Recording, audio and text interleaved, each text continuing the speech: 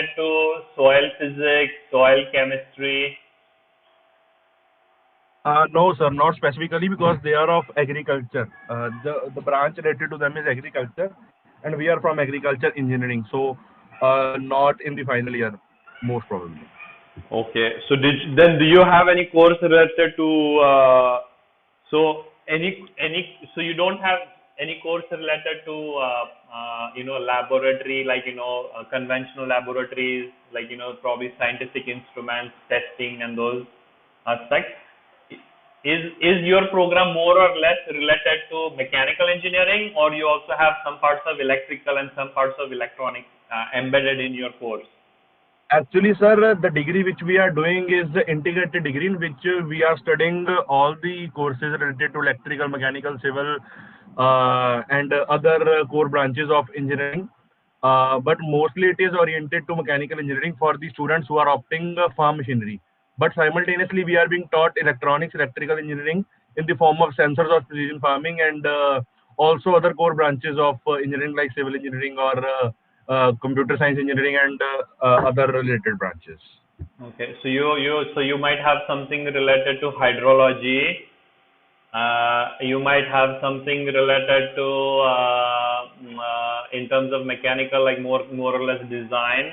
Then you might also have something to programming. So did you learn any programming language? Yes, sir, not in depth, but briefly we have learned C language in our first or second year. C programming. Yeah, a little bit of that introduction. Okay. And in terms of electronics, did you actually had just one course, or did you had two courses? Sir, one course in the second year related to economics that was also very brief regarding the gates and logics and all those things, rectifiers, Zener diode and all. Just the introduction and definitions, And not in depth. did you have any course related to microcontroller programming, embedded systems? No, sir, no, No. not exactly, not exactly. Okay. Okay, fine. So then you might have some course related to circuits, right? So Kirchhoff's law and those kind of stuff, basic ones. Yes, sir. In brief, Oh, in brief. okay. Okay, fine. Yeah. So because I'm more actually an integrated person as well, but I don't have much depth in civil engineering. So I don't have any extensive knowledge in hydrology.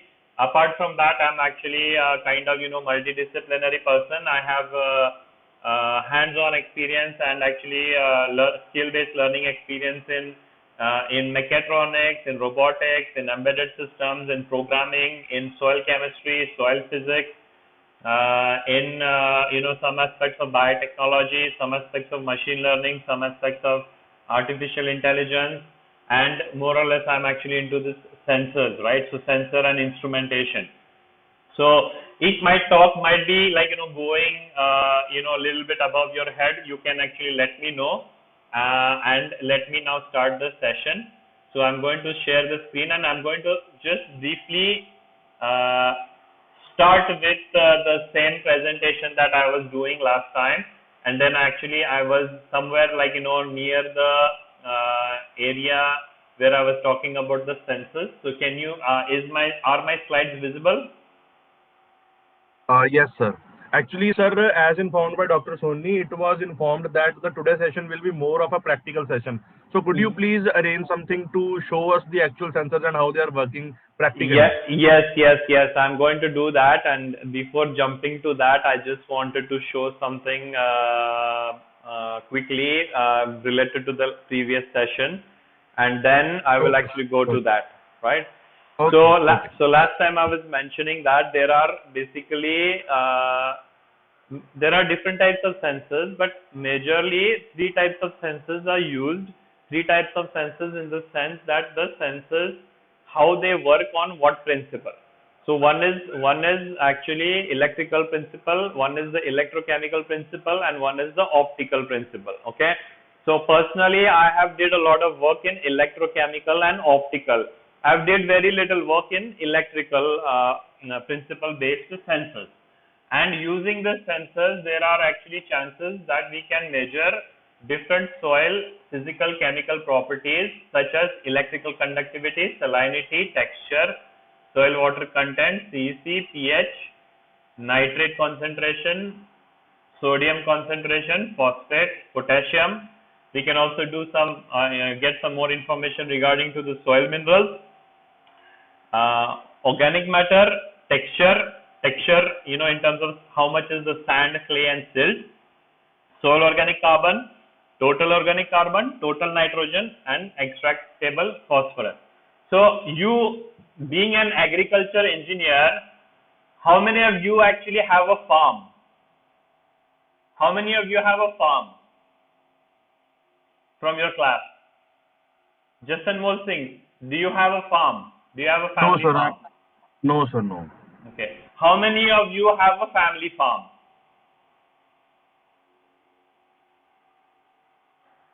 So, okay, it's fine if you don't have. So,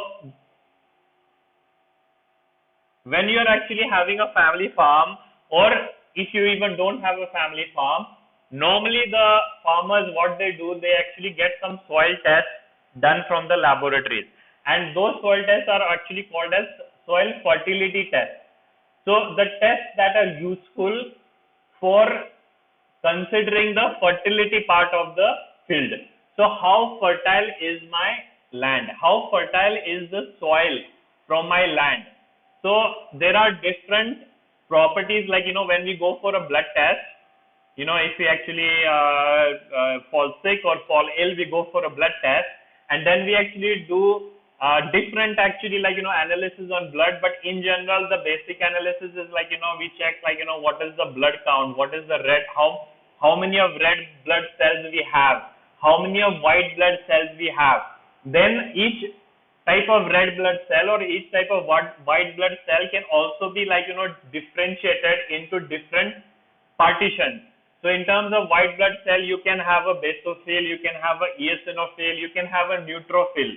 If there is a RBC, which is called as a red blood cell count, that can also have different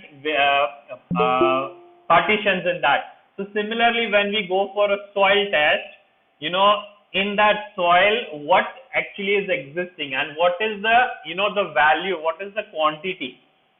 So in terms of what is the soil pH, how much of nitrogen concentration is available, how much of phosphate concentration is available, how is the electrical conductivity of the soil, okay, how actually how is the concentration of calcium, how is the concentration of nitrogen, how is the concentration of magnesium, how is the concentration of trace metals like iron, zinc, so we need to quantify those soil properties. So that's why we are actually going into this technology, which we call it as a proximal soil sensing. Okay, so that is very important, right? So now if we go to the laboratory, then if we do a blood test, the blood actually sample is going to be drawn by the doctor or by the pathologist, and then he or she will take it to the laboratory for running some tests.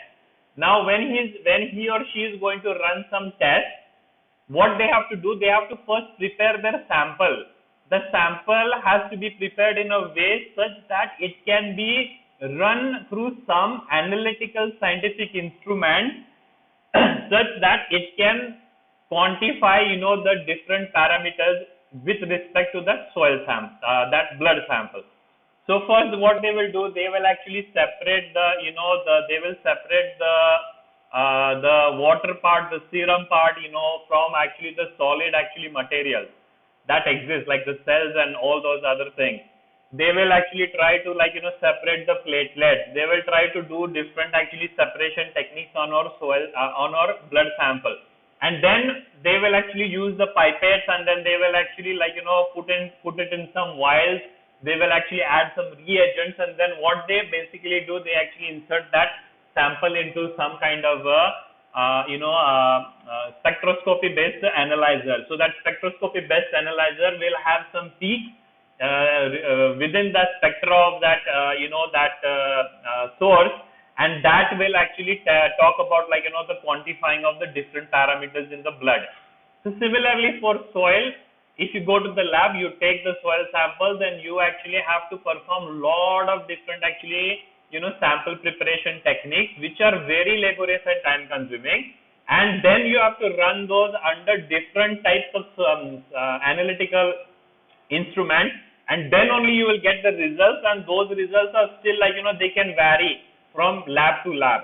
So instead of that, if we can have some kind of a sensor based system that can be used to measure the similar soil properties that we want to analyze in the lab in the field, directly in the field. Okay, so that is because those kind of techniques which are actually being used by conventional laboratories have been actually going on since last 150 years, and now we are actually living in the 21st century, like, almost the late 21st century, and we are still using something 150 years old technology. No, we should actually try to move on. We should try to adapt some new technologies, and that is actually the basic sense, because that is actually the different materials and different tools and different actually, like, ways to actually do it are available because of the scientific world, thanks to the scientific world for doing a lot of research and actually identifying the problems and solutions for them. And that's why we can use the sensors. Okay, so this is I just wanted to mention. Now, when we use the sensors,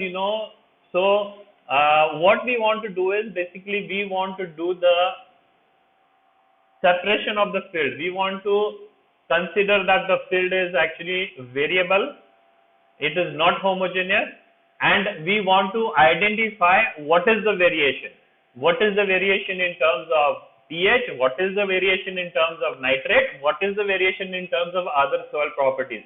And if we can capture that variation, means we can identify the different areas that are varying among each other, then we can actually apply different management techniques to improve whatever is possible or whatever is our objective in that identified actually area. Okay, so for example, this map, it has actually 3 different areas. Those are identified based on the sensor technology, and we can call it as zone. We can also call it as a site, and these are specific sites. So zone 1 is a site, zone 2 is a site, and zone 3 is a site. All of these 3 sites are actually varying among each other. There is actually a variation in terms of a different actually soil sensing parameters, and that's why zone 2, zone 3 or zone 1 can be treated in 3 different ways. For instance, if we want to apply fertilizer, we can apply different quantity of fertilizer in zone 2 versus in zone 3 as compared to zone 1. If we want to actually apply irrigation, we can probably apply different quantity of irrigation in zone 1 versus in zone 2 compared to zone actually 1. Okay, so this is actually, the main essence behind why we are doing everything. We want to understand the variability, and then we want to actually manage that variability so that we can become more efficient in terms of usage of chemical and fertilizers, as well as spending the money while optimizing the income that can be returned back to the farmer. Okay, so this is actually the technique. So in terms of sensor, now you actually wanted me to show something real sensors, right? So before we go ahead, so this is actually the Varis equipment that is dragged on the back of a pickup truck. It can be dragged on the back of a small tractor. It can be dragged on the back of any kind of all-terrain vehicle that can go through the agriculture field.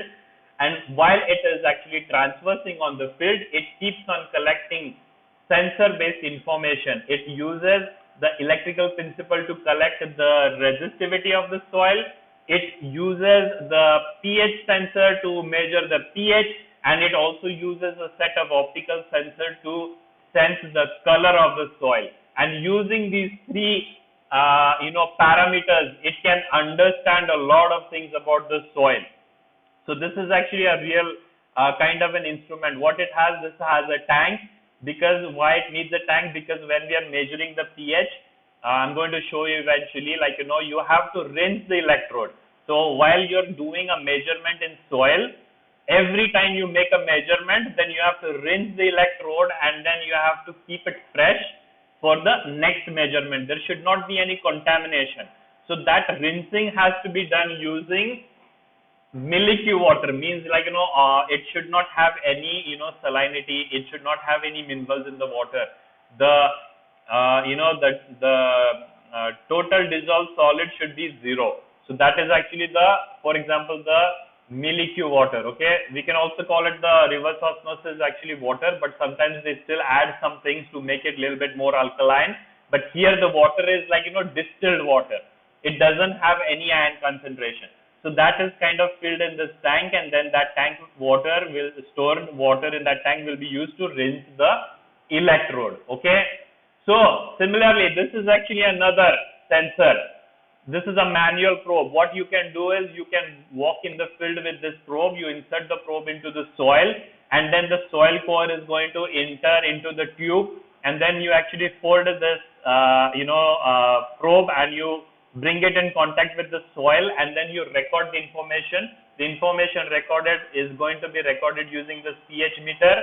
This also can have a GPS connection, so we can collect the measurements using the GPS coordinate, and eventually after every measurement this can be rinsed with the distilled water. So this actually has a tank filled with distilled water, and it has a pump like a cycle pump. You can just press that and rinse the electrode. Okay. So similar, this is a manual technique. This is actually implemented on a vehicle. This is an all-terrain vehicle. Similar technology is mechanized, by actually doing some vigorous design and engineering concepts, and it can be used to punch a hole in the field, and while it is punching the hole, it is going to bring the sensor in contact with the soil, and it will record the information, and then eventually it can be rinsed with the electrode, with the water. Sometimes there are different sensors which don't need any rinsing. They are self-cleaning, they don't need any water. So we can also work with those technologies. Okay. So then I will actually try to show you. So so this is actually a vehicle that I developed during my PhD studies. So not the vehicle is actually from John Deere. It is the all-terrain vehicle. We call it as a Gator in Canada. There is a hitch on the back, and then in that hitch we can insert a 2 by 2 actually inch square pipe. It can be of any actually type, and on that hitch we have actually designed an apparatus, or this is a robotic arm. That's what it does. It is basically, because you guys are mechanical engineers, so you will kind of know. So it basically what it does like a lathe operation, or it does like a milling operation. So what I'm doing is let me show that video on YouTube. So if you go to YouTube, eventually, am I connected? Can you hear me? Am I audible? Yes, sir. Yes, sir. Yes, sir. So if you go to YouTube and if you type my name is spelled as Nandakishore Dhavle. It's spelled as N for Nancy, A for Apple, D for Doctor. Okay, so my internet connection is a bit slow.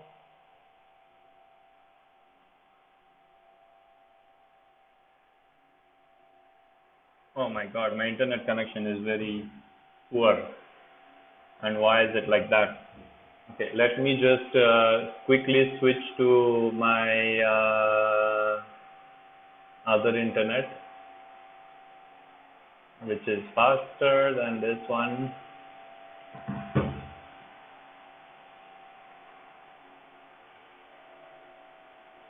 Okay, connected.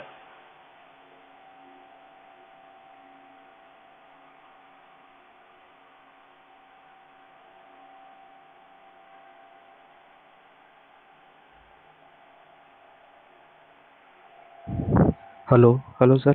Yes, can you hear me? Am I audible? Hello. Yes, am I audible? Hello, sir. Can you hear me? Am I audible? Yes, can you hear me? Am I Yes, audible? Yes, sir. Okay. Yes, So sir. is my screen actually sharing actually there now? Yes, sir. Okay. So you can spell my name. You can go on YouTube. Then you can spell my name. N for Nancy, A for Apple, N for Nancy, D for Doctor, K for Kim, I for India, S for school, H for house, O for hour, R for Richard, again Dhavle, D for doctor, H for house, A for apple, W for wax, A for apple, L for love, E for eagle. And then you just actually hit enter. And then there is my channel, Nandkishore Dhavle, okay. And then if you go into this channel, there are a lot of videos. So out of those videos, let me just show you very quickly this on the spot soil analyzer, okay. So the one that I developed for measuring soil properties directly in the field. Okay, is it visible? Is the video visible? Yes, sir. Okay. So this is working like a like a milling machine.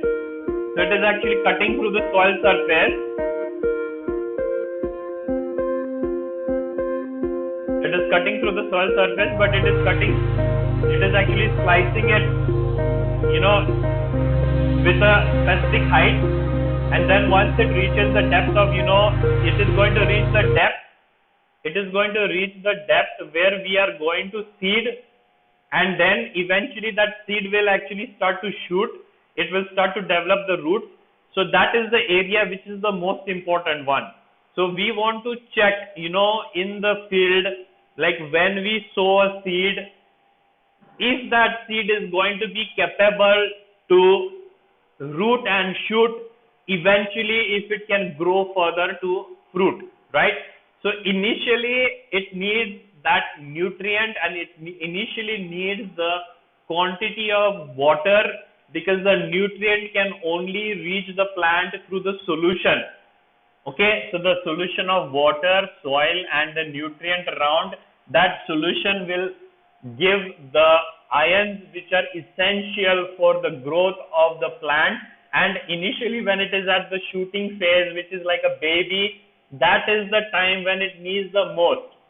Eventually, after it is going to shoot up and it is going to grow to certain height, then eventually it can also spread its root and it can find its own nutrients, and then it can be self-sustainable.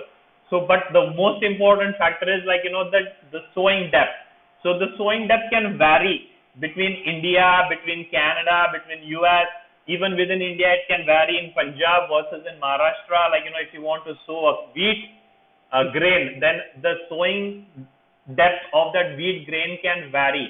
So this was made for in Canada. So 6 to 8 centimeters is the sowing depth. Usually we sow a seed, a grain of, let's say, a corn there at that depth, and I was actually trying to investigate the condition at that depth. Okay, so we are using a milling concept with a robotic arm, and what it does, it actually goes, removes the soil, and then this is inserting a soil sensor probe. So now that soil sensor has actually reached the soil surface, at that depth, and it is going to record information. What is the recording? It is going to record pH, the nitrate concentration, the potassium concentration.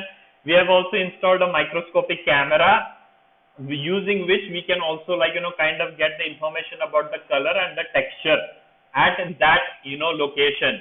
And if you saw before, the rotating wheel is actually consisting of 2 blades, and those 2 blades are cutting through the soil, and eventually it is going to stop at the 2 blades horizontal position to the soil surface, so that it can have that space through which we can insert the probe. Okay, so this is actually one of the way to measure something in soil in the field. Okay, this is what I developed. This is patented by US government. It has a lot of instrumentation software which is used to record the information, as well as to control the robotic arm, as well as the movement of the cutter. So once it will sit there for 30 seconds, and after 30 seconds the probe is retrieved back, then the robotic arm will start moving again through the soil portion. And then if you look at the bottom here, there are actually different sensors. There is this camera as well. Okay.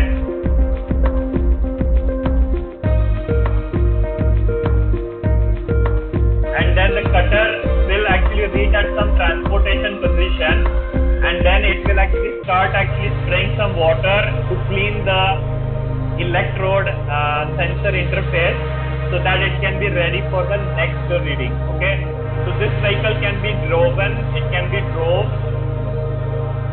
on the agriculture field, and it can be used to collect. So you see here there were actually 1, 2, 3, 4, 5 different sensors as well as the camera, and all of these are actually used to record some information with respect to the soil nutrients as well as with respect to the physical properties of the soil at that location, which is also linked with the GPS. So for that location in that farm, now we can have a reading taken by using sensors. So this is actually called as proximal soil sensing technology. Okay, so this is actually a video. Myself, one of my co-supervisor, we are all co-inventors for this project. I am actually an electronics and instrumentation and software specialist. Vyacheslav Adamchuk was my supervisor. This S. Prasher is actually an alumni professor at McGill now, alumni from your institute as well. These are two fellows from Quebec, Canada itself. And so this is actually how we documented. So when we are doing something, we have documented that, right, using a video. So this basically is something which I could have shown you. So are you actually getting it? Can we just have a discussion, a brief discussion before I move ahead? Do you have any questions? Sir, is it measuring soil electrical conductivity also? With the one that I have right now, we don't have a soil electrical conductivity probe. It was possible to add that. The latest version that is developed in that lab by another Indonesian PhD student has connected a lot of different sensors, including the electrical conductivity sensor, and they have actually published one paper recently. So this way, the mechanism I'm just showing, you can add n number of sensors. You can also add a cone penetrometer, to actually get idea about the bug density. You can add an EC sensor. Yes, sir. It was my project that Manjeet sir mentioned for the electrical conductivity soil sensor. Okay, so this is your final year project right now? No, sir. It was last semester I did this project. Okay, so what electronics you used for getting the information regarding to the electrical conductivity? Sir, it was a Field Scout TDR 350 soil sensor. Okay, no, so you use the actually sensor from Field Scout. Okay, so it is actually something from Spectrum Technologies, I believe. Yes, sir. It was a TDR technology, time domain reflectometry. Oh, so you use the TDR. Okay, that is great. Yeah, so TDR also can be used, and TDR is actually a very reliable sensor because it can be used to actually learn a lot of information regarding to the soil water content. So the soil water content and the pore size and how the water is moving, how the water is actually moving from in the Z direction, and you can actually get a lot of information using the TDR, and that is actually a good way to kind of use that sensor, and you can also connect something like that in a mechanized way. So you can develop a mechanized way to install the sensor and connect it with the soil, and then you can wait there for some time, you record the information, and you can actually collect it on the go fashion.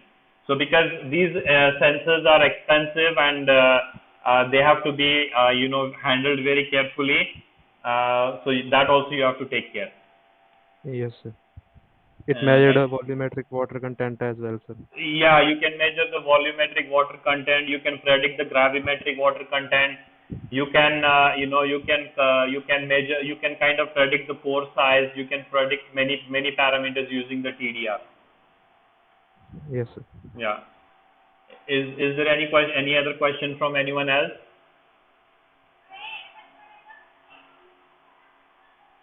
No? Okay.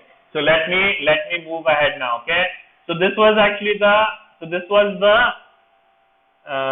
equipment. Now to design the equipment, there is a lot of electronics and electrical concepts, right? So you have to also know, so we used some relay drivers, we used some linear actuators, we used some relays, and then we actually had to move these linear actuators in different actually positions. And we had mounted some sensors to understand, the movement of this, the angular movement of this tool that is going to cut through the soil. We have to also understand when it's actually reaching that top dead end position, so it can stop. We also actually had to know, where the blade position is.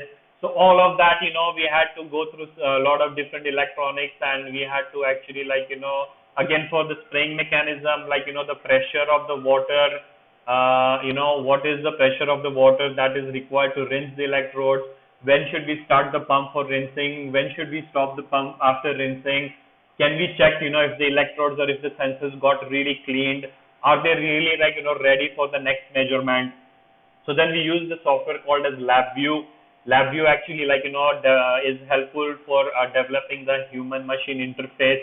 And then on this human machine interface, what I was able to see on the graph is the readings that are coming from the sensor with respect to time. And then we can also, this is a process. So, start the cutting actually process.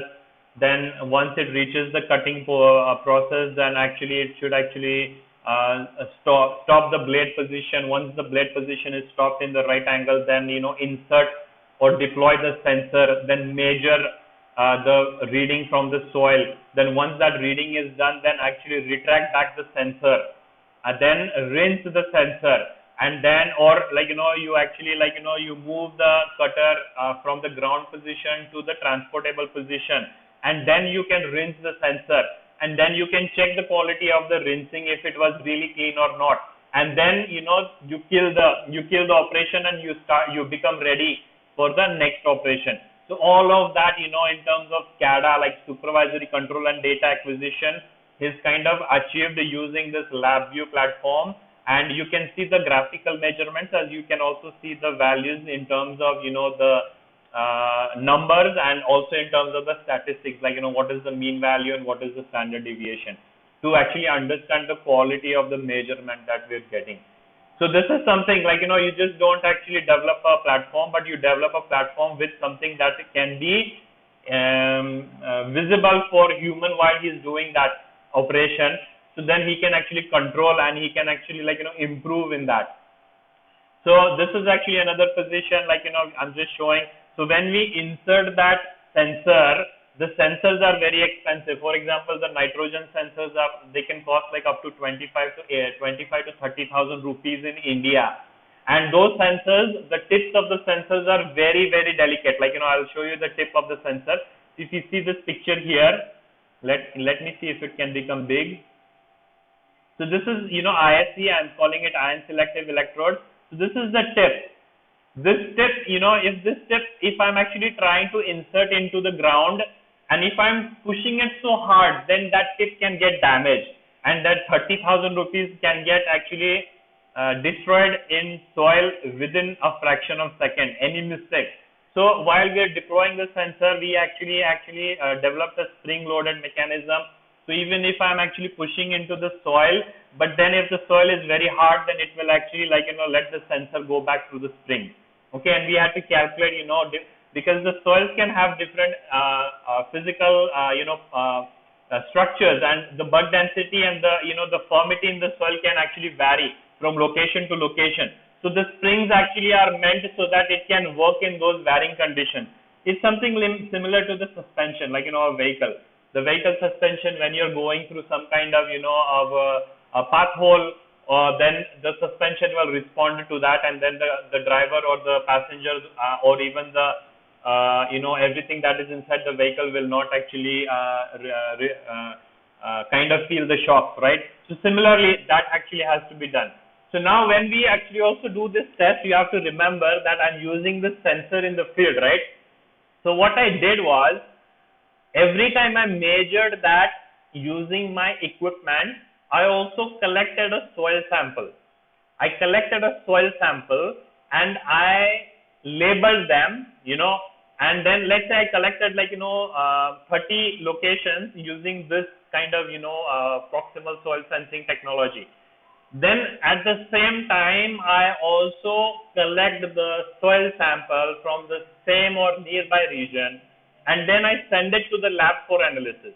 And now what I'm checking is how the value of, or how the reading of that sensor versus to the standard laboratory measurement is working. What is the relationship? So for example, for here 1, 2, 3, 4, 5, 6, 7, 8, 9, 10, there were 11 samples. In that 11 samples that were collected using a soil pH in the field, and by measuring the pH again in the lab at the standard procedure, we could say that the prediction was 0.84. So using my soil sensor directly in the field, okay, I can still predict as good as a value that is actually in the field with R square of 0.84. We can actually do a lot of improvements, and then this value can actually be reaching to 0.95, 0.96. It is difficult to reach 0.99, but that is actually that can be challenging, and if there can be some methodology that can be implemented so that this R square can be very good, so that kind of work you guys can actually really do. So the same, we had a nitrate sensor. So using the nitrate sensor versus the laboratory measurements, okay, we were able to predict the nitrate concentration with an R square of 0.87. Okay, have you guys actually had a statistics course during your UG? Did you had anything related to statistics? Yes, Did you sir. have? One course was there. Yeah.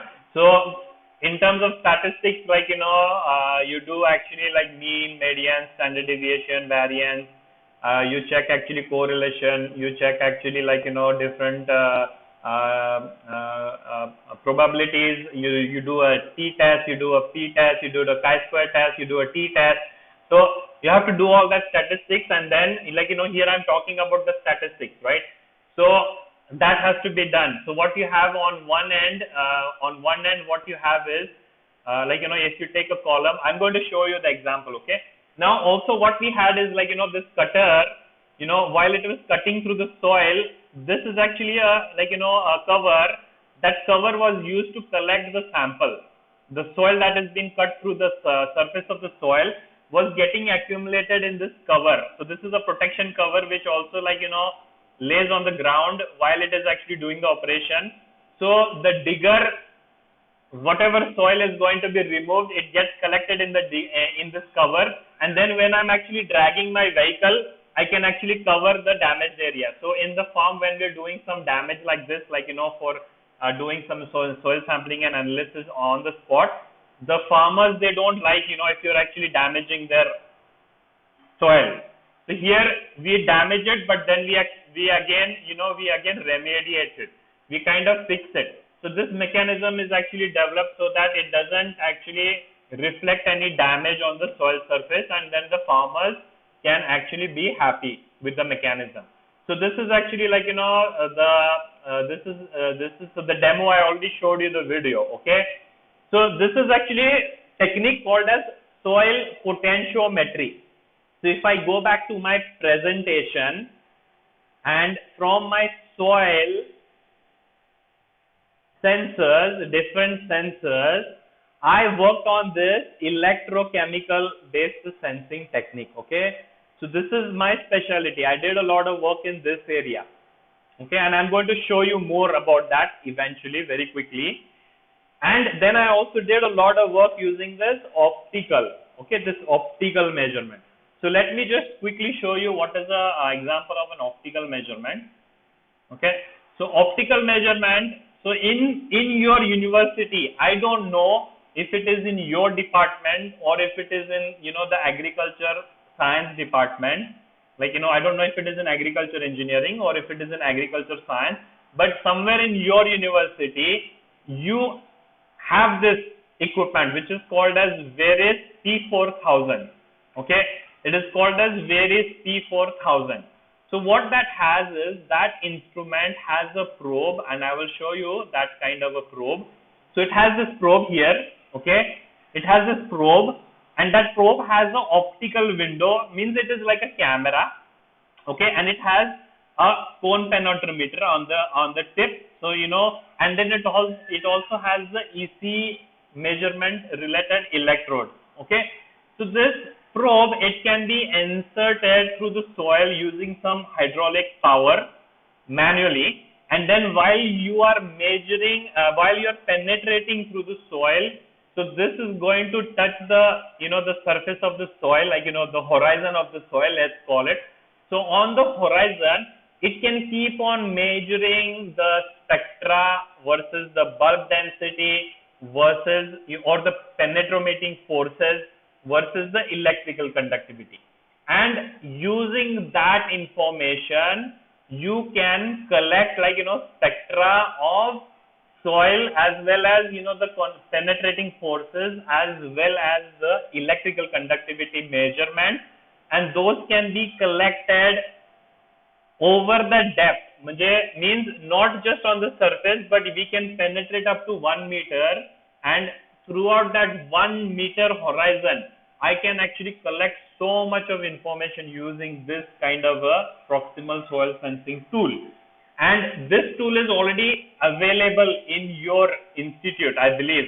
Okay, you can try to find out the whereabouts, but I'm sure you actually have it, and this you can also use it to do many things.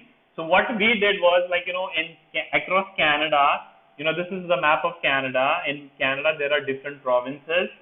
To the extreme west there is British Columbia, and to the extreme east there is actually, to the south is Nova Scotia, and from Nova Scotia, New Brunswick, then Quebec, Ontario, Manitoba, Saskatchewan, Alberta, and then there are actually this Yukon Territory, Nunavut, and NT. These are some other places. There are also Newfoundland, and there is also like another Labrador kind of a state.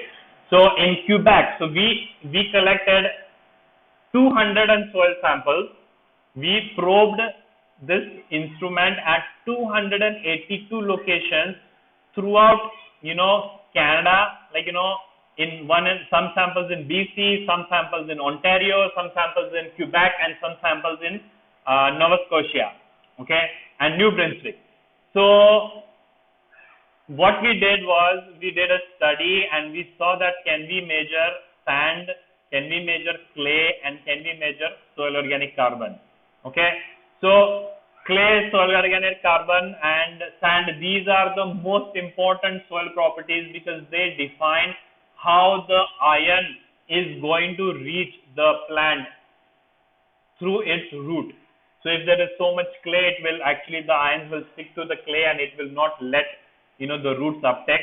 If there is a lot of soil organic carbon, there will be a lot of bacteria, and because of a lot of bacteria, there will be a lot of mineralization, and then there will be a lot of ionization, and that can help for the plant. And there is a lot of sand, then you can apply so much water, but still it will actually disappear. So you can actually control the irrigation. And so these are the very, very, very essential actually soil properties, and if they can be measured using this optical measurement techniques. Now what is optical is, so this is an optical window. What it is actually doing, it is actually sending a light signal, and that light signal is going to actually bombard on the soil surface. Then some portion of that light signal will get absorbed, some portion of that will get transmitted, and some portion will get reflected. So here the portion that is getting reflected, we call it as a diffuse reflectance spectroscopy. So the diffuse reflectance, the spectroscopy of the soil will look like this. Okay, there is a huge actually programs going throughout the globe to collect soil spectral signals, and one of them was actually us. We have also tried to actually participate in the global soil spectral laboratory. So we have this paper which you can actually try to identify eventually, and then you can try to understand more. Then what we also had was we had a Mars probe. Okay, so this works in the visible near infrared, but I had a mid infrared spectroscopy. Now, what is near infrared? What is mid infrared? I don't have time to go through that a lot, but this is one instrument. This is actually one instrument. This is a sensor which was made for NASA. It was meant for NASA to deploy on the Mars rover. That time they were actually sending a Mars rover called as Curiosity. So this was supposed to be deployed on Curiosity to measure things on the Mars. Okay. For some reason, this actually didn't go because this one had a weight that was not allowed. So this should have been a little bit more lighter than what was expected. Then it would have been on planet Mars. So we actually used this instrument, and then again this instrument we did some soil analysis, and then we also we were able to measure sand, clay, and soil organic matter. And if you see the R squares were 82, and soil organic matters were sand was like around 10%, 7% errors and stuff, and soil organic carbon was 0.4%. Okay, error means if there is 2.5%, it can be 2.0%, or it can be 2.9%. This is the error, right? So errors are also existing in conventional laboratory analysis. So it's not a big deal. So this was actually the site, the agriculture farm for McGill University, and then what we have to do is, I will tell you different procedures. So this is actually the same, the near infrared probe. I'm actually probing it into the ground. It has the spectrometer, it has the controller unit, and these need a lot of calibration. And what we found is in the spectra of the soil, the regions near around 600 nanometer were good for predicting soil organic carbon. The regions near around 1450 nanometers were best for sand, and the regions near 900 nanometers were good for actually predicting sand and clay. Okay, I can understand that this might be a little bit challenging for you to understand, but eventually you guys can pick it up. So we use the same instrument to measure soil phosphorus. Phosphorus is another kind of essential nutrient without which the crop cannot sustain. So NPK, out of that NPK, nitrogen, phosphorus, and potassium. So phosphorus is something very important. So we were able to predict the soil phosphorus as well with a R square of 0.86. Okay, 0.86, and so that's it. Before I move ahead to my next session, I'm still going to show you a lot. Okay, just stay tuned. So before that, I wanted to actually acknowledge.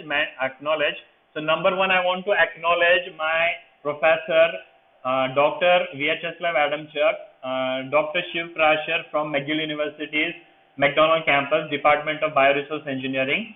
Without their supervision and without their help, I was not able to go through all this.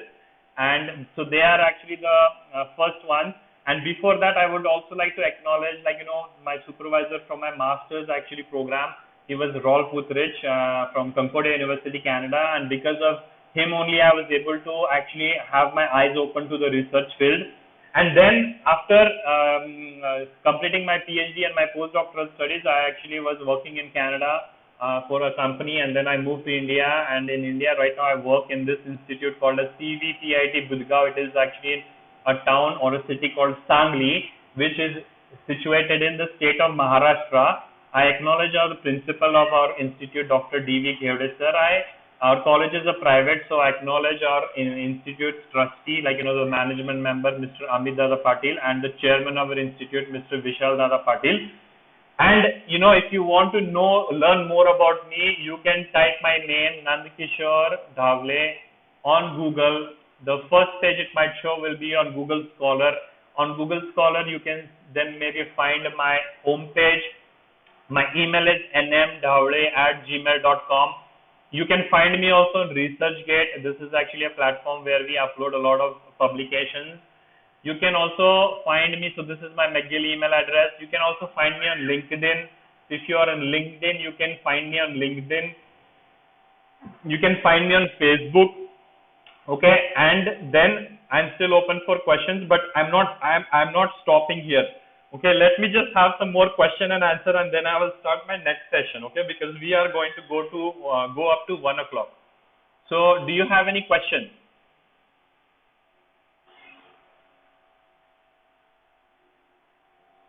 From what I showed you right now, do you have any questions? No, sir. So, should I move to the next session? Yes, sir. Okay.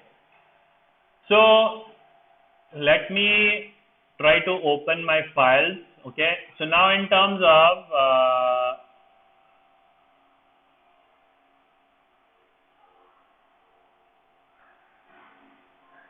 so I'm still audible, right? And I'm still my screen is still visible, right?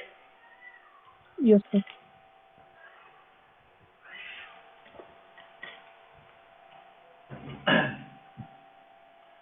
So I would also like to acknowledge one more person actually, like because I'm an instrumentation and control engineer. So I did my bachelor's in instrumentation and control engineering from Sangli, from the same institute where I'm right now working. I belong from the same place, and I would like to acknowledge actually all the members from instrumentation and control engineering where I did my studies, my former HODs, my former actually professors and colleagues, and I've been working there intermittently since 2010, sometimes in 2015, sometimes in 2006 backdated, and then since 2018. So I would like to acknowledge all the members from the instrumentation department from PVPIT Gurgaon, because through them I was able to actually go and use my instrumentation skills to see and to experience what I have today.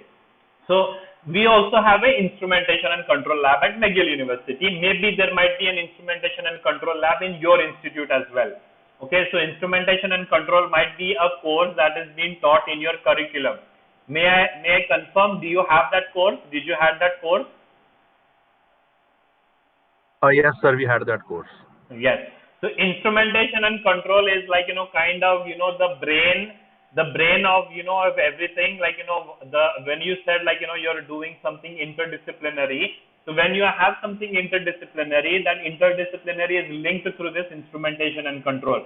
And when we do anything, we have to measure something first. Even if we go to a tailor to get our clothes stitched, he will first take the measurements, then only he can stitch the clothes. If you actually go to a furniture shop and if you actually forgot to measure the dimensions of your door, and if he actually will kind of manufacture some kind of a furniture for you, but if he comes to deliver, and then if he finds out that, oh my god, the door size is not the right one, or the furniture size is not the right one, they are not going to match, so I'm not able to deliver the furniture anymore. So those are going to be a lot of mistakes, right? So measurement is the important aspect in engineering or any kind of sciences and art. Even when you're cooking food at home, if there is any disproportion of adding the salt and the spices, the food can get spoiled, right? So measurement, measure first, measure once, measure twice, and then you can do some action. That is actually we have to follow. So there is actually an instrumentation and control lab. So similarly, an instrumentation and control lab at McGill University, and we had a lot of actually students who come for internship, and I was actually helping them, or actually I was supervising them to do a lot of experiments. So out of that, one experiment was to collect measurements on soil using some special sensor, and that can be used to predict the soil particle size as well as soil organic matter. Okay, so this is actually the figure I am showing you, right? So his name was the name of the student who came from China. His name was Xingyu Shen. We used to call him Jerry. Okay, so what he did, he actually did a lot of work. So these are the soil samples that we collect from the field. So we actually put them in the Ziploc bag, and then we can bring them in the lab, and then in the lab we use different sensors. and then we actually measure the responses of the sensors on the soil in the laboratory. We can vary the conditions of the soil. For example, we can make them wet, moist, or we can keep them air dried, or we can actually make them oven baked, or we can add some things in it. And so we do in different controlled ways. We actually tweak the soil samples, and then we collect sensor measurements in the field, and we try to do some study first. Then only we actually go to the field, right? So first you cannot just go directly to the field. You have to first do some lab work. So in terms of lab work, in terms of instrumentation engineering, what you need is you need some sensor, you need some data acquisition system, you need some computers or laptops. And then when we are dealing with soil, you need like some cups, you need some distilled water, you also need, some instruments to measure, so when we go with actually potentiometry, for example, this is actually a pH meter, or this is a RO meter, redox oxidation potential meter. This can be used to measure electrical conductivity. It can also be used to measure pH and other ion selective electrodes. Okay, so this is the instrument that is made by a German company, and in every lab, usually people with every soil chemistry or analytical lab, they will have this kind of instrument. Maybe it might not be the similar one, it might be a different one, but you will have something like this instrument. And then what you do is you take a soil sample, then you actually take it into some cup like this, then you add some proportion of distilled water, then you stir it using a stirring rod, and then you actually you have to make sure that you design your experiment. You have to label these actually crucibles or little cups, and then you have to have a table, and I'm going to show you that table. And what I did here, so this Jerry, my friend from China, what he did, he actually did all this lab work. I gave him an instruction and he followed my instruction. And then on those soil samples, what he was measuring was this as given in the table. So we do actually measurement in triplicate. So this is so what we had like around something 42 soil samples that were mixed in the crucible. And what we did was we not actually 42 samples, but because we have to calibrate the electrode using some standard solutions, right? So considering the calibration activity, considering the calibration of the phosphate concentration activity, there were in total 42 measurements that were taken, and they were taken in triplicates. Triplicates mean trial 1, trial 2 and trial 3.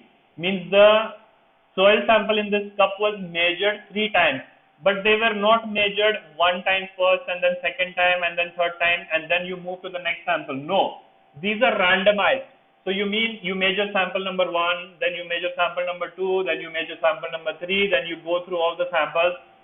That is the trial 1. Then you randomize the order. Then in the second trial, you first maybe measure sample number 15, then measure sample number 13, then measure sample number 1, vice versa, and then you go to the end. And then every certain sample, like let's say here every 1, 2, 3, 4, 5, 6, 7, 8, 9, 10 samples, we were again running the calibration. So every 10 sample, we measure the 10 samples, soil samples, and then we run the calibration. Then again we measure the 10 samples. So there were total 20 samples, and we actually measured also the calibration. Okay, and then we did the measurement in terms of 3 or triplicate.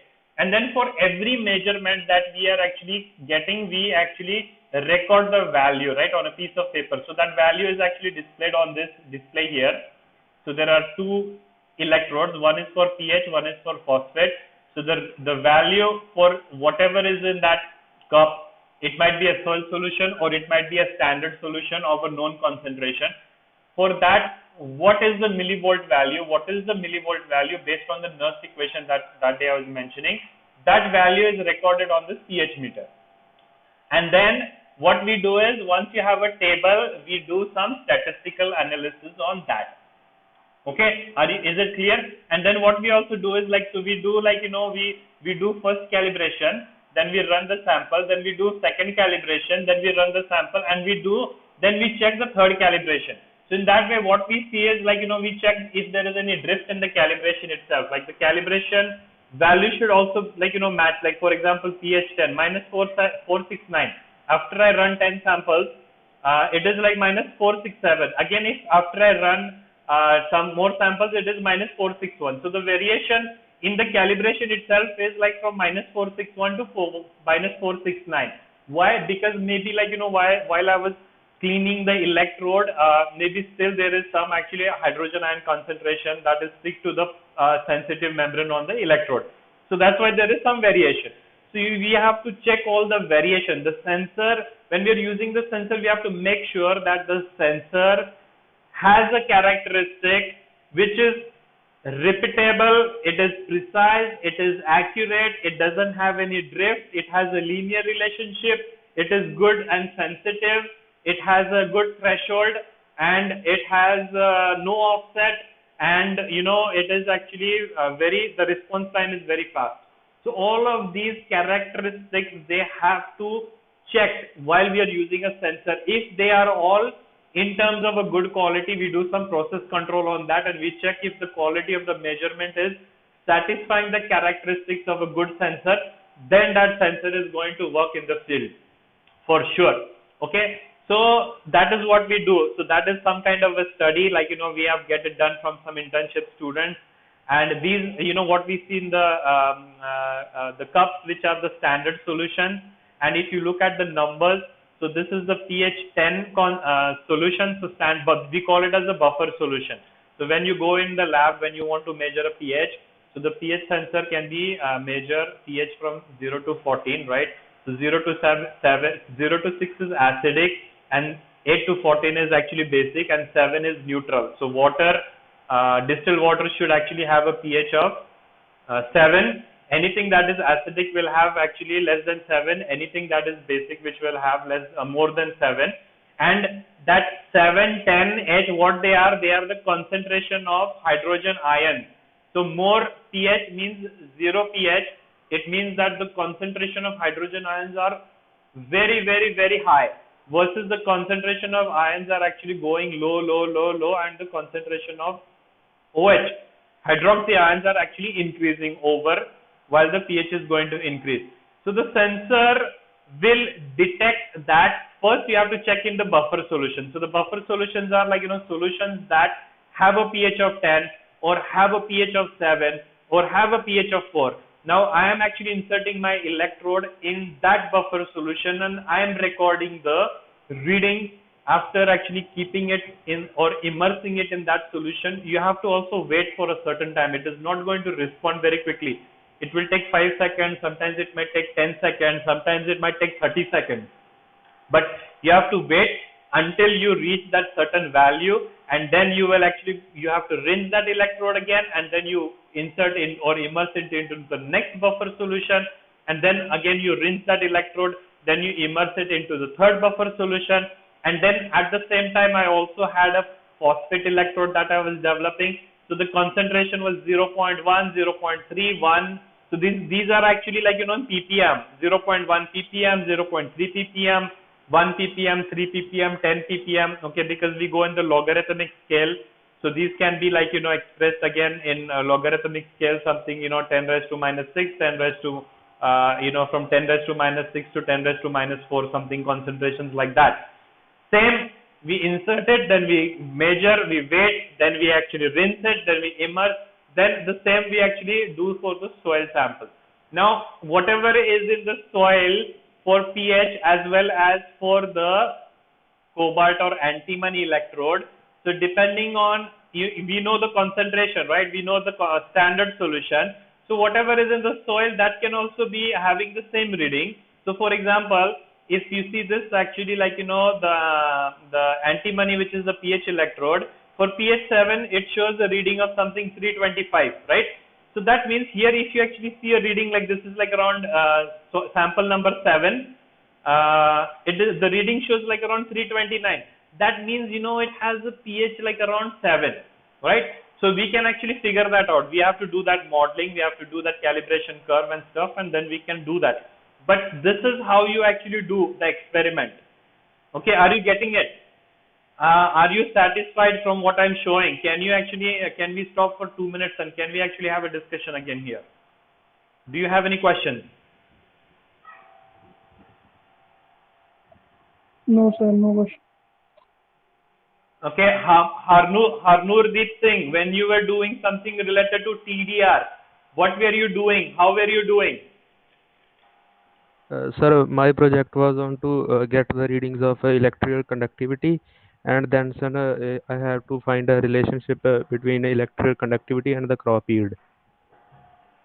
Okay, and how many samples did you take, or were you doing it in some kind of a lysometer or some kind of a controlled, actually, like in a greenhouse? Sir, it was an open field. I divided it into five plots, and then sir, each plot was further divided into six subplots, and I took 20 readings from each subplot, and a total of 120 readings from the field. And sir, I was getting the readings on a different probe length. I took 8-inch probe length and 4.8 inch, and one was 3-inch probe. So I took three readings with three probes, each having 120 readings. Okay, and so but you had only one probe, and you were actually collecting the measurements one after another, right? No, sir, I had three probes of different length. Yeah, you had three One was probes the of different. 8-inch probe, another was 4.8 inch.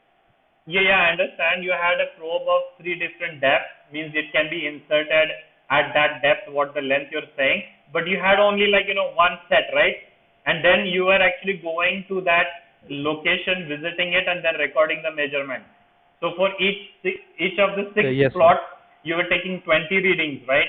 So in each plot, you divided into six, you said, right? So the plot was divided into five, and then each of the 1/5 was divided into six, you said, right? yes, sir, yes, sir. So in the sixth part of the 1/5 part, you actually were measuring 20. Yes, sir. So 25s are actually 100. How did you measure 120? Sir, it was a six plots, 20 into 6. Okay, I so took, okay, so six. So you had like 120, and then that will be again multiplied by 5.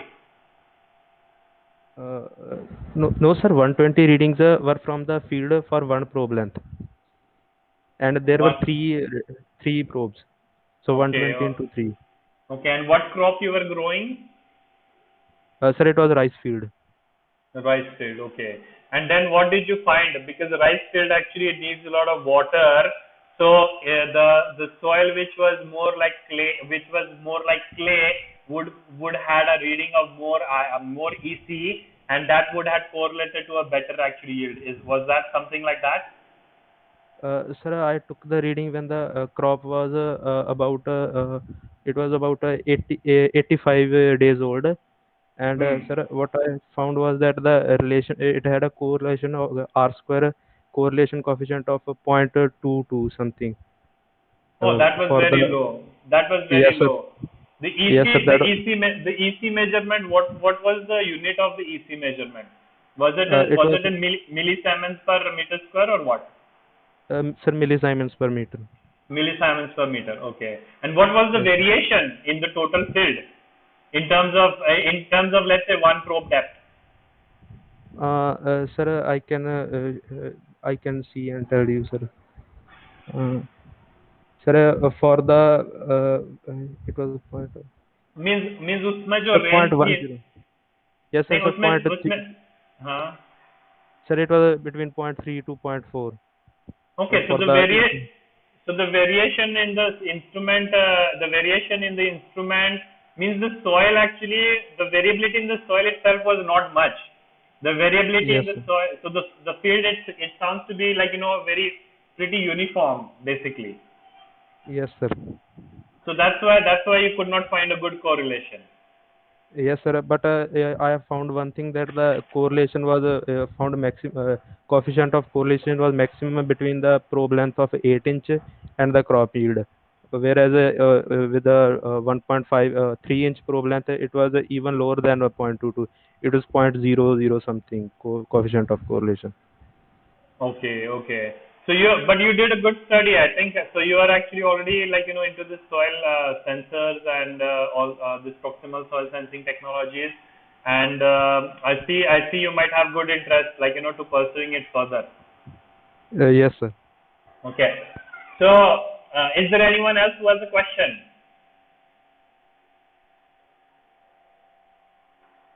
Okay, now let me show you some more. Let me try to show you some more instruments. Okay.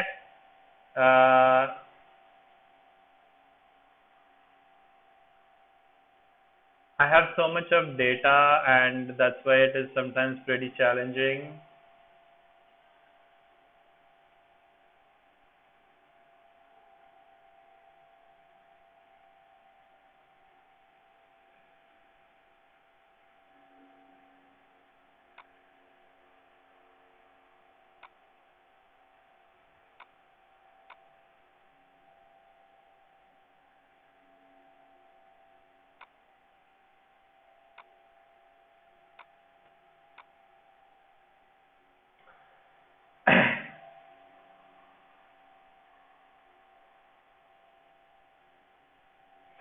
Okay, I don't know how this is going to work. Okay, let me just stop sharing right now. Sometimes this Google Meet has a problem while we want to share something, and let me just try it though. And I'm going to share you image. So am I sharing an image? Is it visible? Yes, sir, it is visible. It is Okay. visible. Okay. So this is actually some farm in in Canada and McGill University. McGill University is McDonald's farm. It is actually a big area. So they have something around 350 hectares, out of which some portion is for a arboretum, means they have a forest, and then some portion is for a dairy farming. So they grow a lot of actually crops in this farm, which are meant for dairy production. So they have a cows, and they also do a lot of different breeding, and they test different seeds, and they actually grow it most likely for the cows. Okay, and also they have pigs there, sewer, and they also have like chicken, and all this farms are actually meant for that, for the food for them. Okay, so in this farm, simple experiment I just want to show you if possible. So this is actually one sensor which is called as a crop circle. Okay, this is a crop sensor. This crop sensor is made by a company called as Holland Scientific from USA. And what it does, it is also having a competitor called as Green Seeker. Okay, have you actually heard about this sensor, crop circle, Green Seeker before? Yes, sir. Right. So which one, Green Seeker or crop circle? A green seeker. Okay. So Green Seeker and crop circle, they are kind of similar to each other. And what they have is they have three different sensors, sources and sensors. What it works on the optical principle. What it does is it has three, let's say, light sources that operate at a fixed wavelength. So the wavelengths are also fixed. I don't remember the numbers right now, but it works in the red age and the infrared, near infrared. So red, if you look at the spectra of the light, the visible light, it will go from 400 to 760 nanometer. So out of that red portion is near the 760 nanometer, and that red edge is the edge between between the red and the infrared. So the infrared will start at something 760, and the red will end at 760, and then what is happening near that region? Because if you actually look at crops are actually looking green. Why they are looking green? Because they are absorbing the red light and they are absorbing the blue light, and they are reflecting the green light. Means the green light, it is not useful for the crop. The green light is not going to help the crop. The red light and the blue light, those are the wavelengths from the visible light that are essential for the crops, and especially the red region, which is very useful because that is going to be used for photosynthesis. Okay, so now in the crop there is actually chlorophyll, and we all know that chlorophyll is used for as a catalyst to produce food as well as to produce oxygen. What it uses water, it uses carbon dioxide, and it will also use some kind of nutrients that are available in the crop. And many things are actually going to define the chlorophyll. So the chlorophyll, it has to be, means the crop has to be green. If it is really good green for us, means there is a lot of actually activity that is going to happen with respect to the chlorophyll. If the leaf is actually turning yellow, if the leaf is turning brown, if the leaf is actually turning into some other color, that means there is actually something going wrong. Maybe it might be deficiency of nitrogen, maybe it might be deficiency of phosphorus, maybe it might be deficiency of potassium, maybe deficiency of some nutrients, micronutrients, macronutrients, maybe there is deficiency of water solution, maybe it is very dry right now, and that's why even the nutrients are there, it is not able to uptake.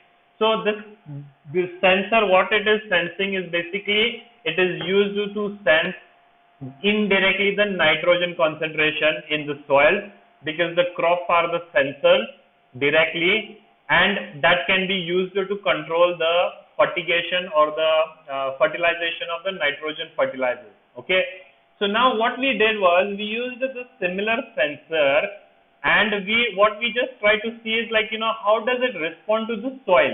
The soil, there is a soil surface, we just cleaned it, we went to a place, we cleaned that soil surface, then I used a tripod stand, I mounted this sensor on that tripod stand, I fixed the length, the height from which the sensor and the soil should be maintained, and then this sensor I connected it to my laptop, and then I wrote some program, instrumentation and control program using MATLAB to acquire the data that is actually generated from the sensor, and then I was going to analyze that data to see what is actually happening. And then what I also did was I collected the soil sample, and I analyzed it in the lab. And what I was actually looking for was I was looking for soil organic matter.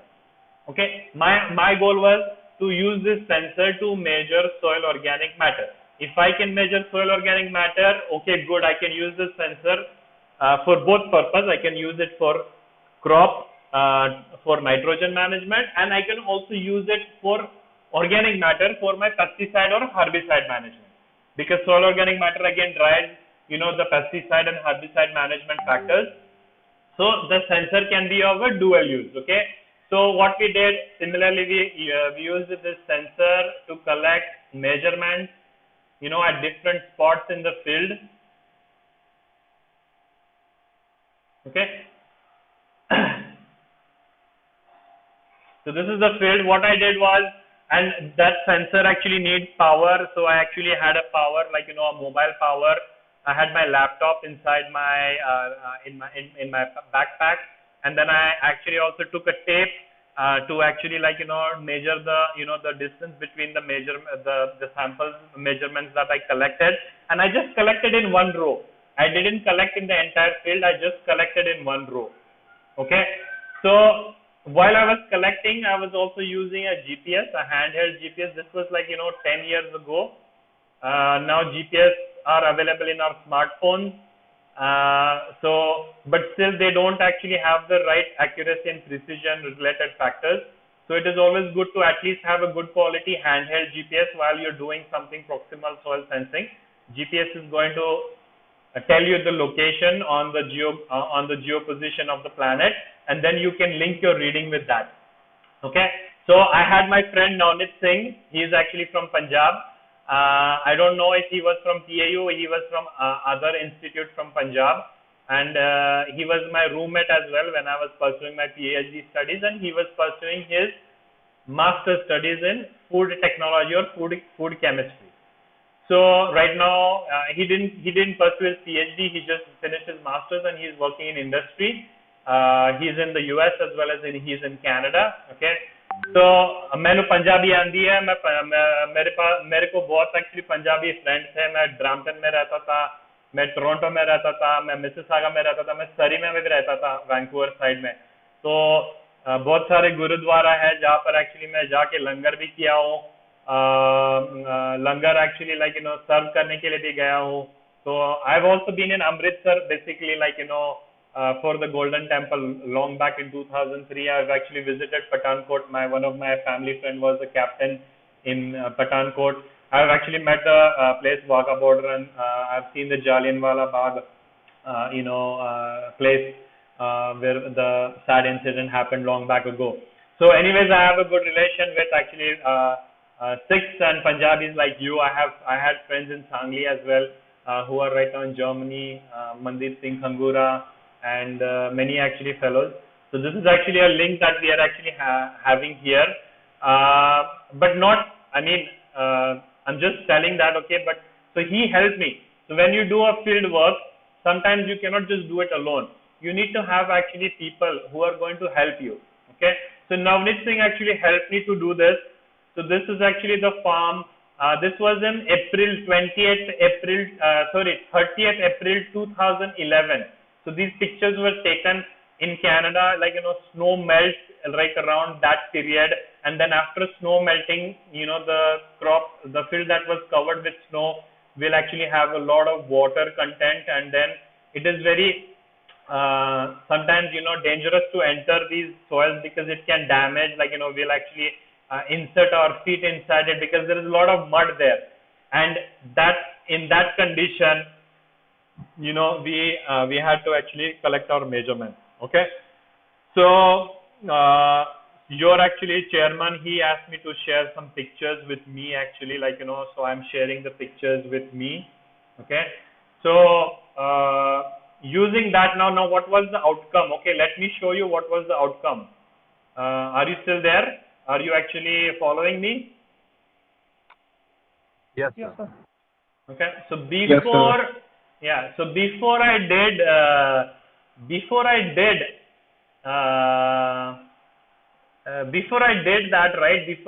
that, what you first had to do, like propose an experiment.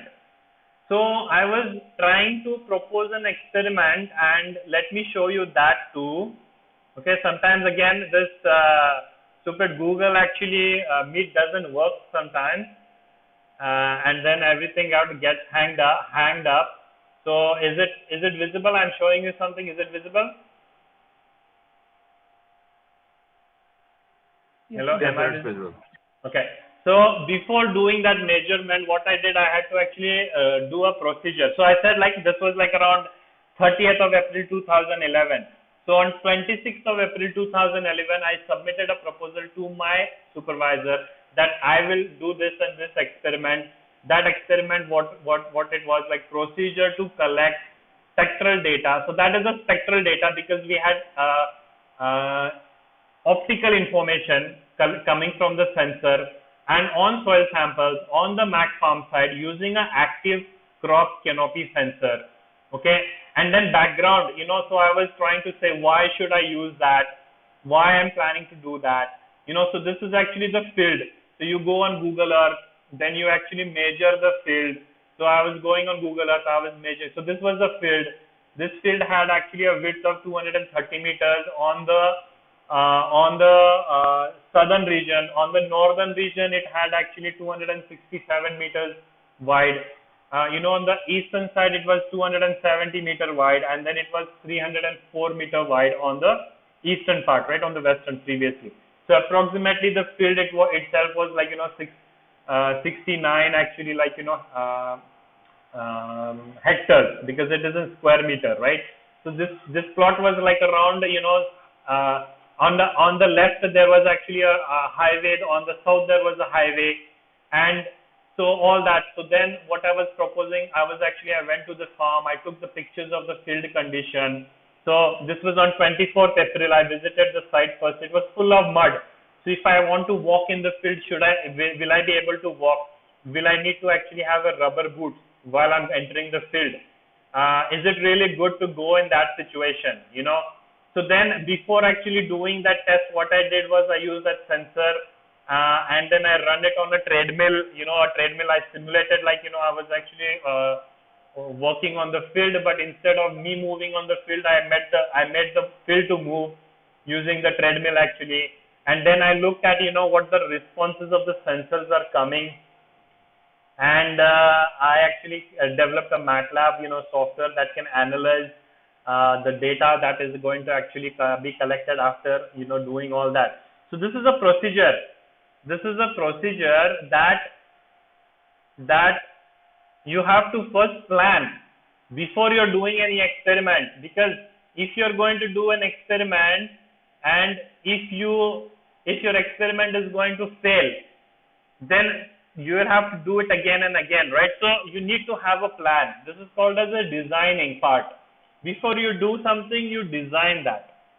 Okay, before you do something, you design that, and after you're done designing, then you actually go further on really doing something.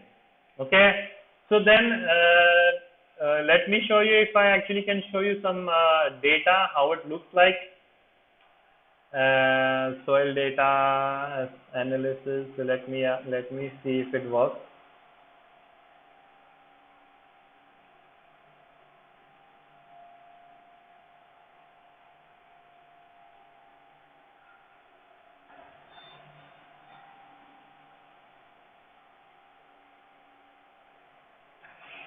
Okay, I'm going to try to show that again. Okay, something I had an Excel sheet.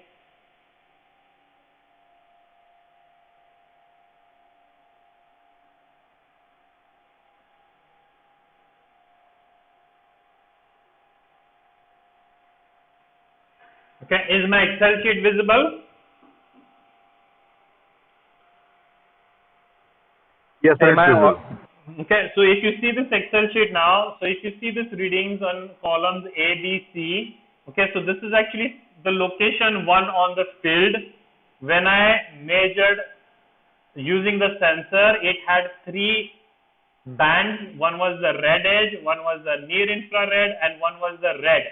Okay, so sample number 1, the reading for RE over the time, if you look at the time, because I was recording the information for around 5 minutes, okay, for 300 seconds.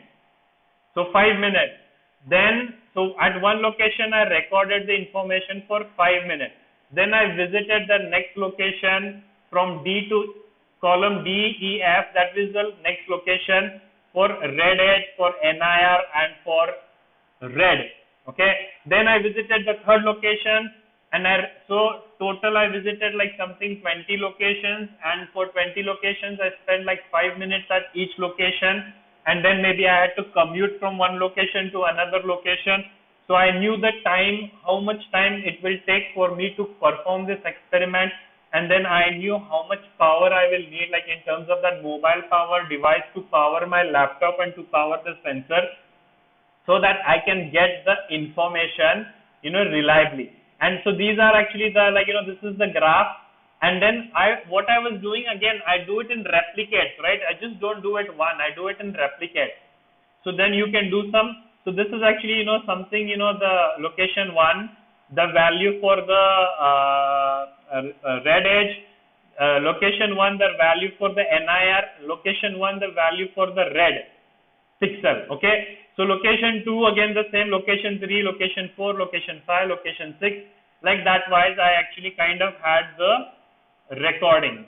Okay, so let me stop showing you this. So all of this was taken care by MATLAB. Okay, I did the automation of the experimental data collection process.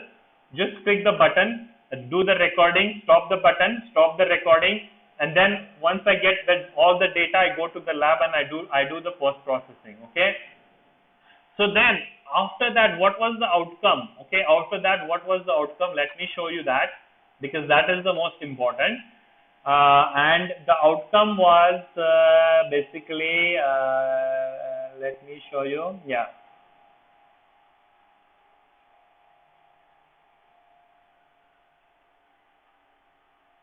Okay. So the outcome now, I'm going to try to share my screen again, and that will be here and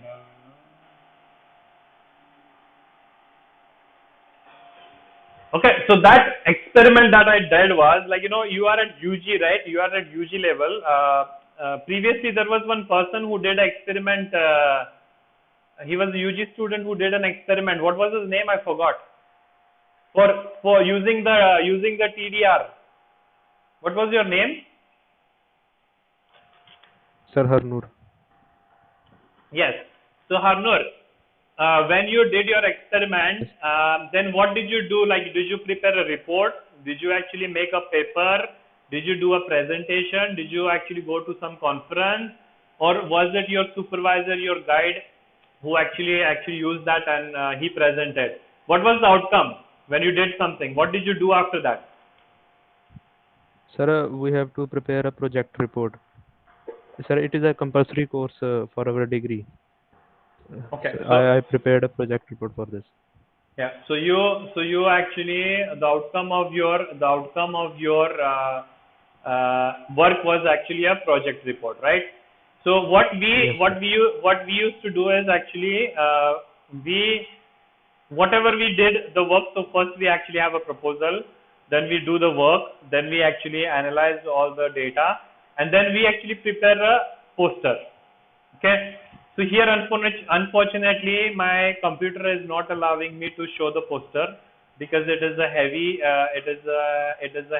loaded file. Okay. So let me see if I can open something in let me see if I can open something in PDF, okay, because it is easy to open something in PDF. And let me try to see if I have that PDF. Okay, I don't find that.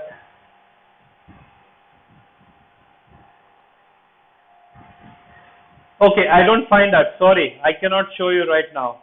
Okay. Yeah, I cannot show you that right now. Okay. So let me now actually go to just like to the last part of our talk, which is actually something like sharing pictures. Okay. So let me try to share pictures with you as much as possible, and that will be in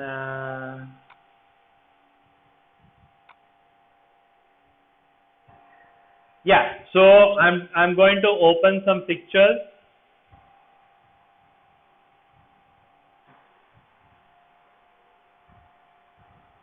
I'm going to open some pictures, a window.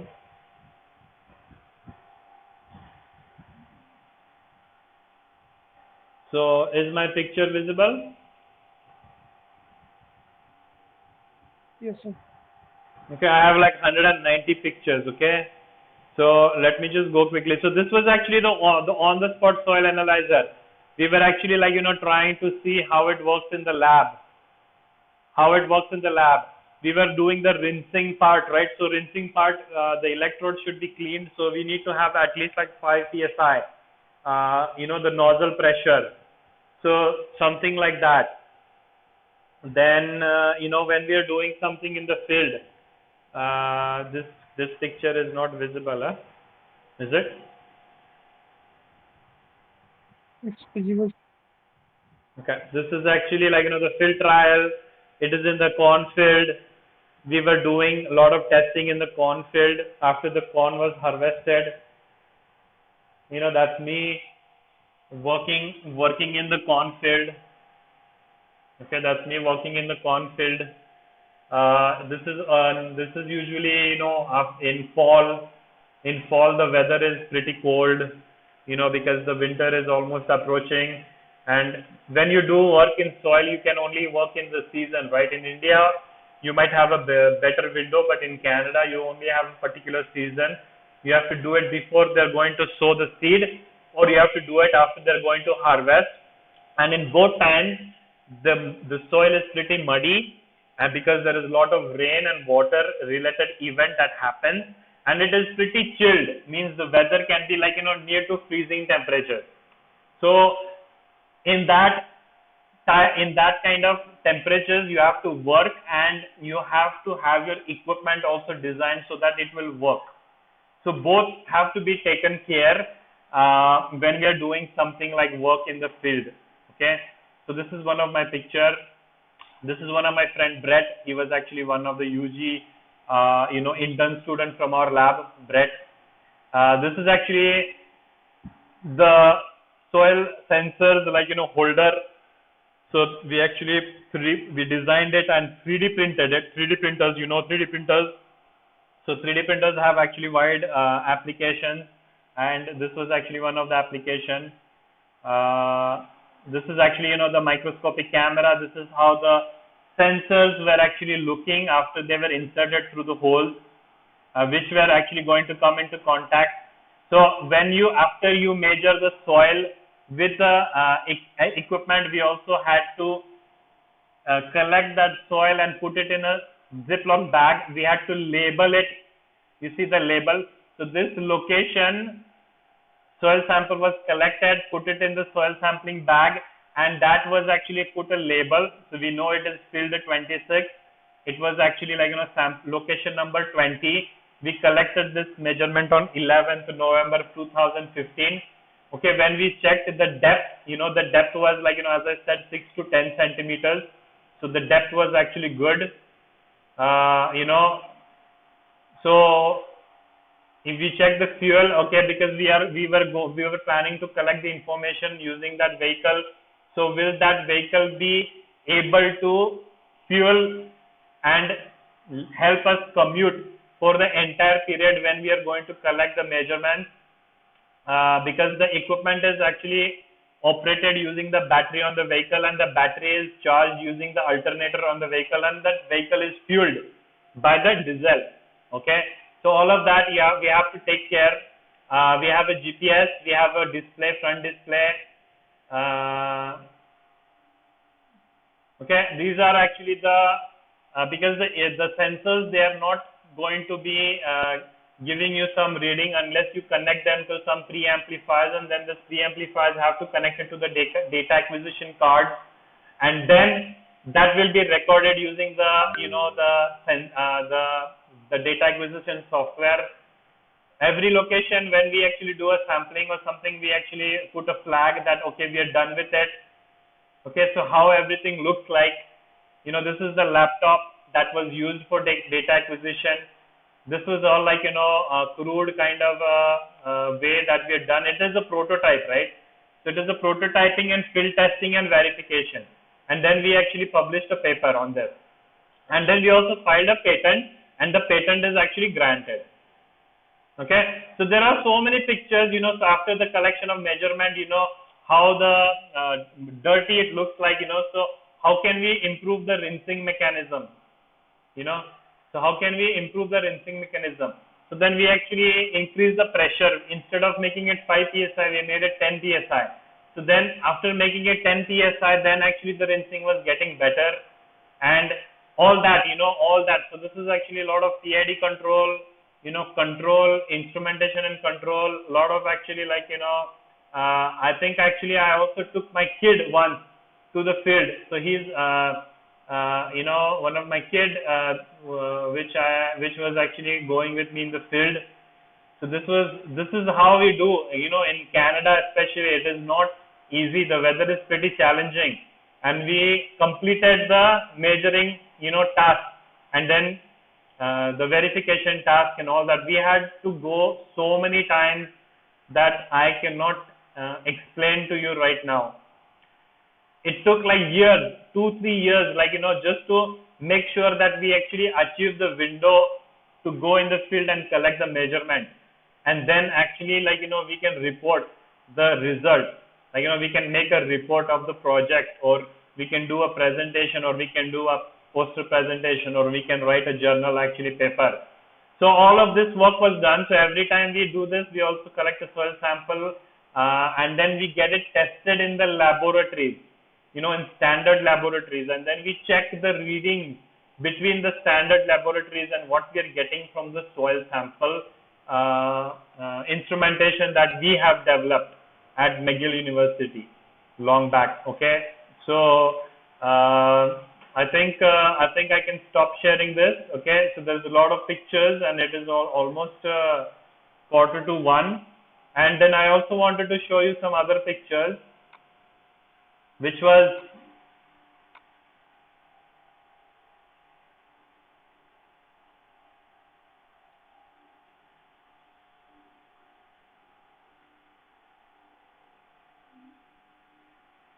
so the location that I was just showing you, so before going on the vehicle, we actually went on GIS, and then first what we did was we marked the locations in the field where we want to go and measure. Like, these are the sampling locations. I told you before, right, this field was approximately 69 hectares, right? So this field is 69 hectares, and we collected so many measurements in this field, and we actually use the GPS every time to go find that location, then do the operation of measurement, collect the soil sample, then record the information, visit the next site, and that's why we are also putting the flag. So by mistake, when we get tired because of the weather or because of the full day working, then we don't want to actually visit the same site maybe by mistake and do something like a wrong experiment. So that is also very important. Okay, so you have to have a great planning before doing something like these tasks. Okay, so then also we had to do some work related to, like, calculation, estimation of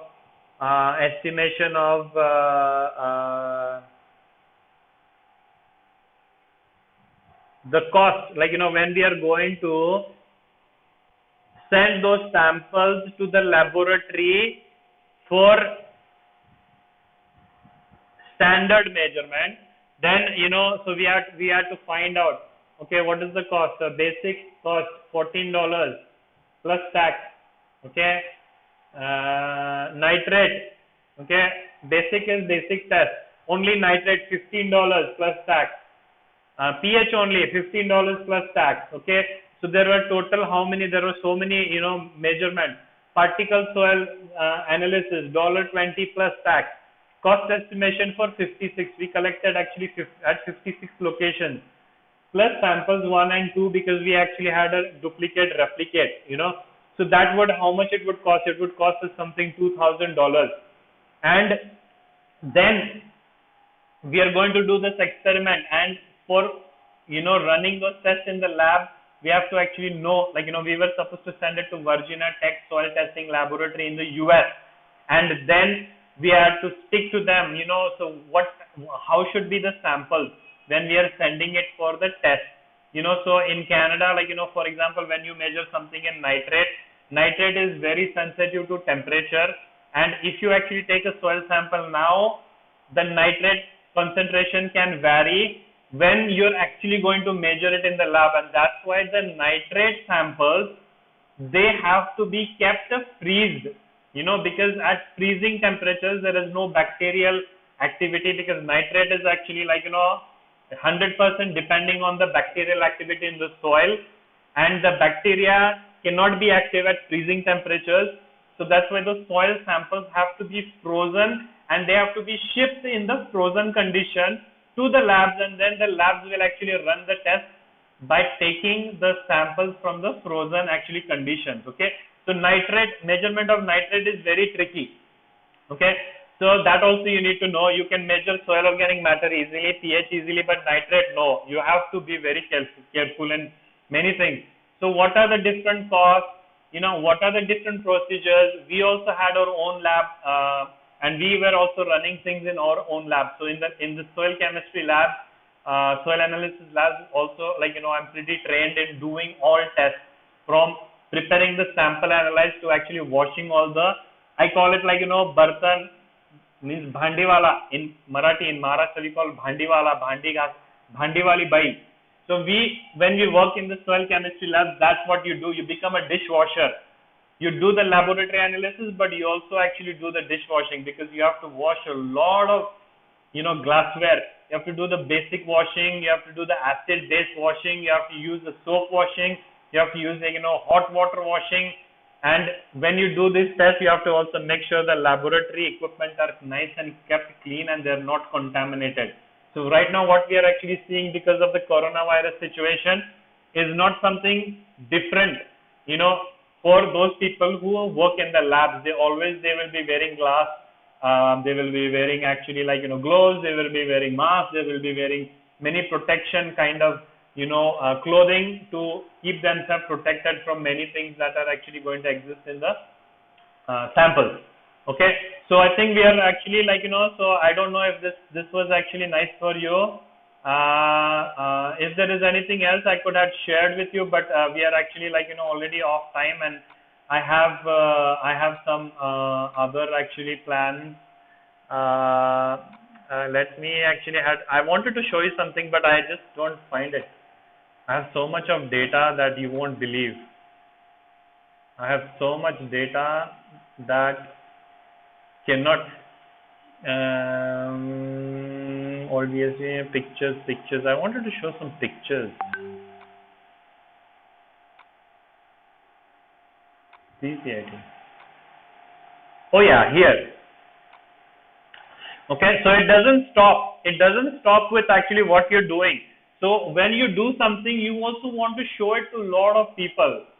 You want to get the feedback. You want to actually like, you want to make sure that what you're doing, you're showing it to people, and then they're actually giving you feedback. And then only you will be happy. So in terms of proximal soil sensing, you can also use drones. So this is one of the very expensive drone. This is unhuman controlled drone. Means it doesn't need a remote. It can actually be programmed and it can go on its own. It can go on its own. It can come back on its own, and you can actually tell him the mission, and it will actually complete the mission. So something like this kind of drones are very helpful in precision agriculture activities. We can also have like some boats, to measure, because in terms of precision agriculture, also water is also a factor, and you can actually measure different water bodies or surface water bodies. So the boat. Then if you actually and this is all because of Dr. Adamchuk. Okay, Dr. Adamchuk's lab in McGill University. He has everything. He is well equipped with everything.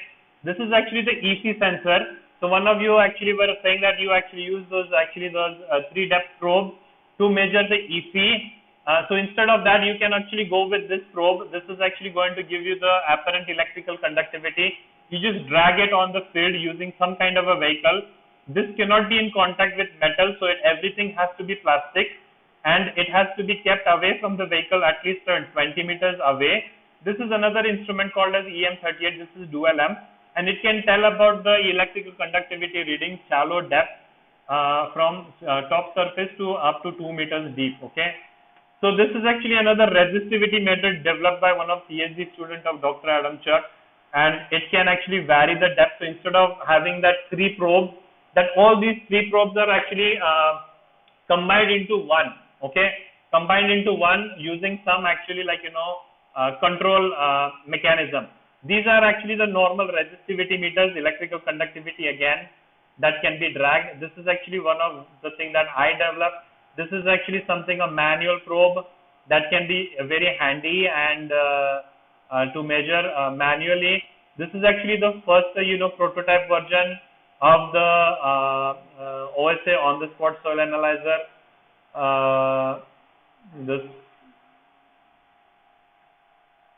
This is the Veris P4000. So as I told you, you already have the Veris P4000 in your institute, in your university. You can try to play with that. Okay, this is the probe. This is the instrument. It has a spectrophotometer. It has this has the control, hydraulic control. It can be operated, it can be folded, it can be transported, it can be moved in the Z direction, it can be moved in the Y direction, it can be moved in the X direction. So you can actually visit this using a pickup truck at different spots in the field, and then you can collect measurements. This is actually a tough book. Even a truck, if it actually will go over it, nothing will happen to this laptop. It's a laptop. It is a tough book. It is actually environmentally friendly. laptop. It is waterproof. It can be thrown in water bodies. Nothing will happen. This is a generator, the generator for powering the hydraulic system. These are actually the, some systems being developed for, using crop circle, the green sticker kind of similar concept. So they can be actually,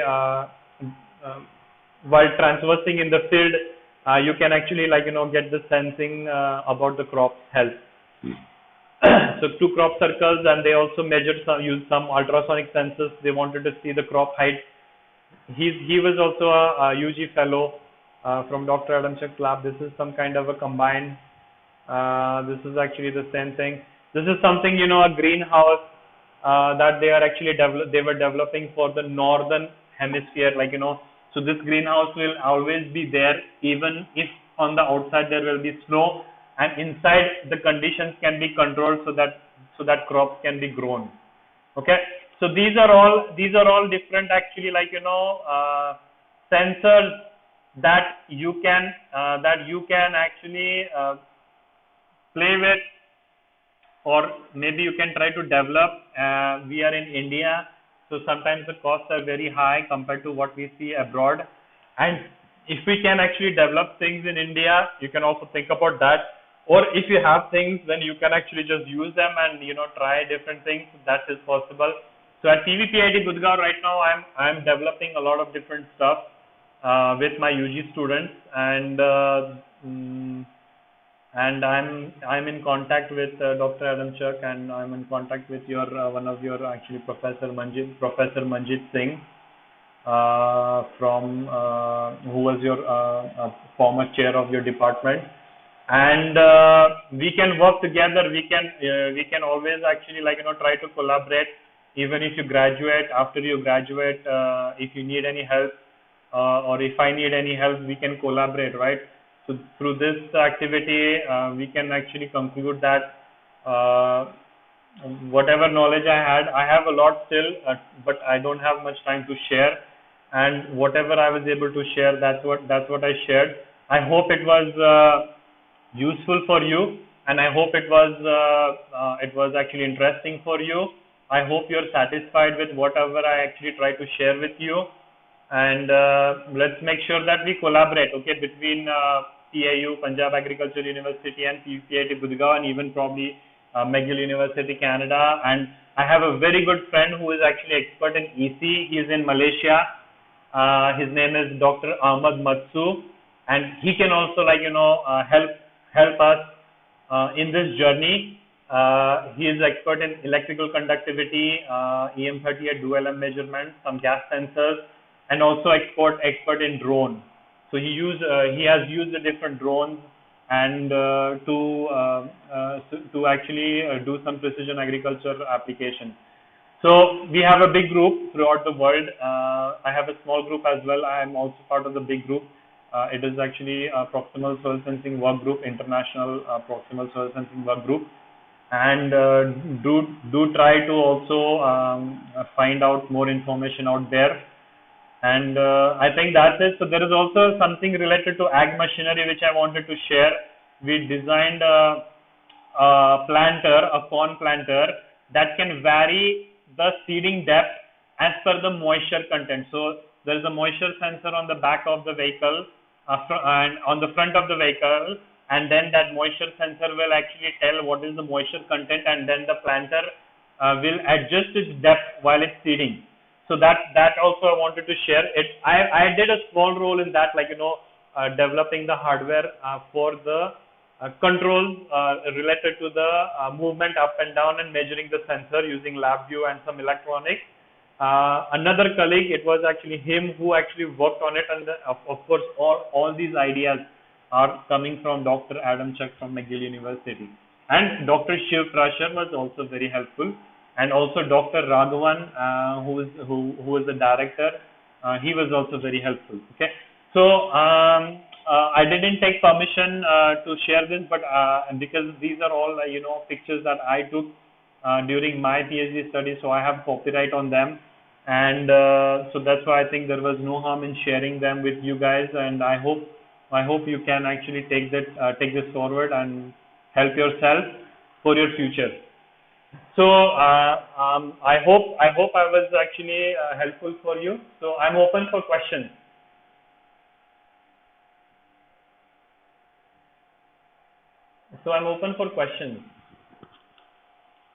Is there any questions? Are you still there, or should we actually stop our talk? No, sir, no questions. It was all clear and very well explained. Okay. So can we say goodbye? Yes, Yes, sir. Thank you very much for this lecture, and Thank we you very hope much, that sir. it will help us Yeah. in future. Yeah. Do make sure to give me feedback on even WhatsApp. Okay. Feedback about my talk. Feedback about whatever you want to feel. Okay. And do tell. I think today none of your faculty members were available to attend because they had some compulsive session somewhere. So do mention to them, especially to Dr. Soni and Professor Soni, the chairman of this ELP group, as well as to Mr. Manjit Singh, who was the co-chair, with whom I am introduced. And I would really thank to both of them for giving this opportunity for me to share my experience and to share something related to proximal soil sensing and technologies to a very reputed, well-known institute in India, which is Punjab Agriculture University. I believe it is actually one of the largest in Asia. And I again thankful to to the members of my institute, PVPIT Budgaon, and to all of you for participating in this session without dropping out. We had like 17 members at the start, and still we are 17 members. So thank you so much for being patient and tolerating me and listening to me. Okay, so I would say goodbye. Thank you.